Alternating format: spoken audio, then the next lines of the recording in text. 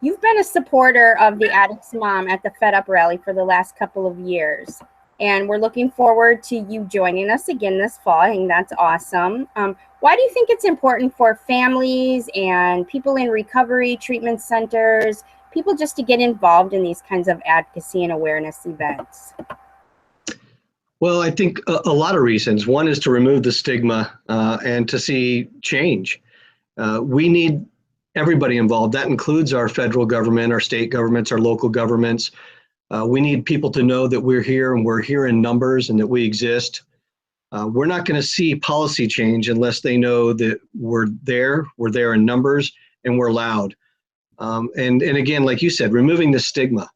There's been for far too long stigma attached to mental health and substance use disorders. And we just need to help eliminate that by standing up and saying we're here and we're amongst that crowd. You know, I'm in long-term recovery. My wife is in long-term recovery. Most of the people I work with are in long-term recovery. Matter of fact, the majority of people I know are in recovery or have someone they love or care about that is in recovery. And so letting them know that we exist will help us get the funding we need. It'll help us see the policy changes we need. And it'll also help other people open up and share their voice as well. There's a lot of people that I think, you know, stay in this back door, back room, hidden, and are afraid to talk about it. And there's no healing in that. The healing comes from being able to talk about it. Exactly.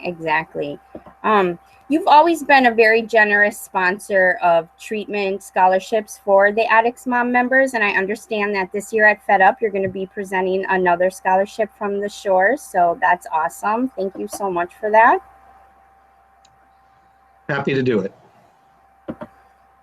What motivates you to continue giving back to people in need like this, to share your resources with others?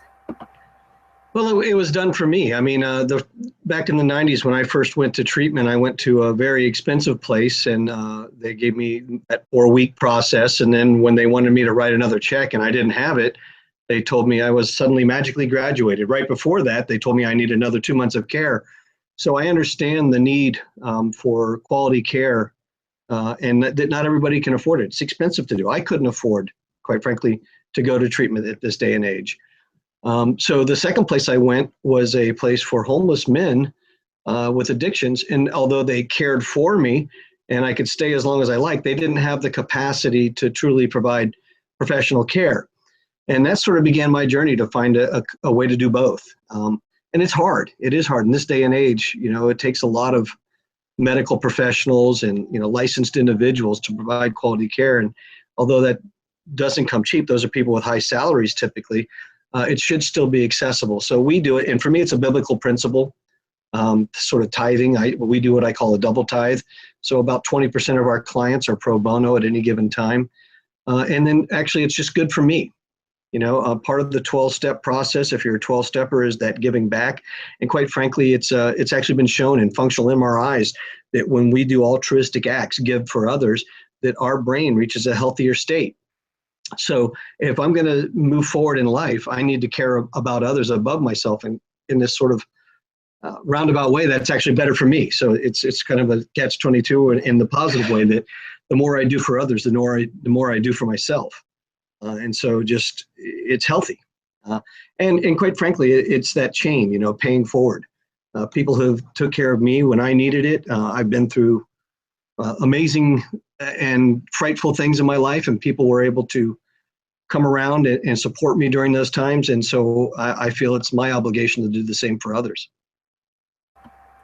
That's awesome. I'm looking forward to seeing. I know that you've really helped a lot of people over the years, you know, in your treatment center at the Shores, and hopefully they'll continue that, paying it forward, and we'll see a lot more of that happening.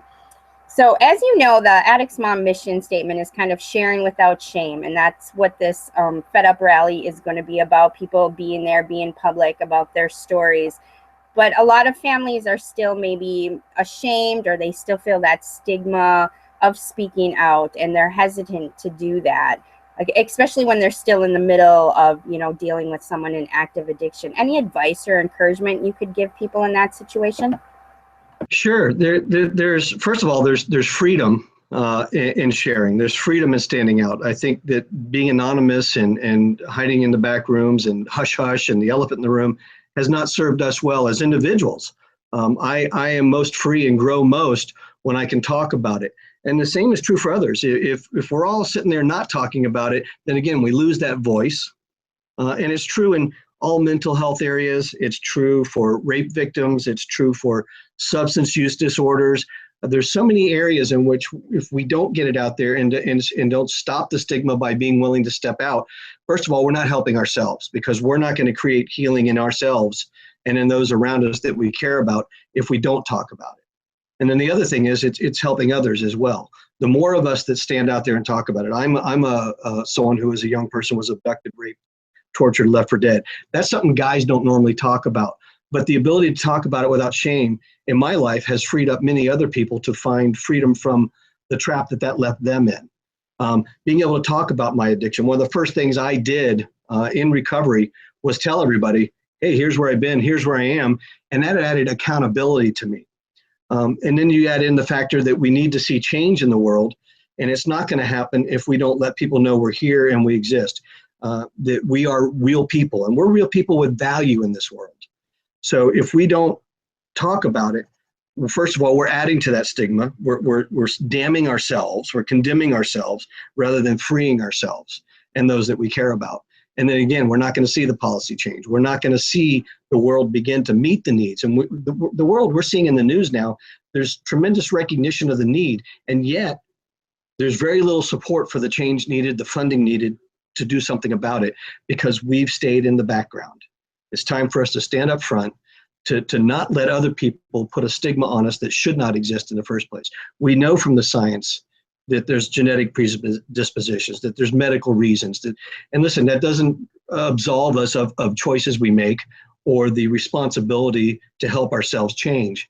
But it also is the reality that there's a neurochemical process that needs to be dealt with, and that there's policies and funding that needs to happen for it to be dealt with as well. And again, getting out there and talking about it is the only way I see that changing. Exactly.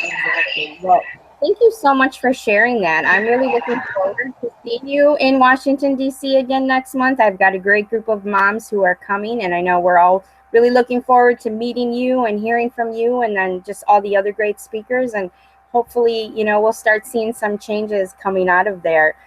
Thanks again for taking the time to talk with us. You always have so much great insight and advice. I know I really enjoy it, and the other moms do as well. So thanks a lot. Thank you. Looking forward to seeing you there. Okay. Have a great weekend, Lyle. Bye-bye. You too. Bye.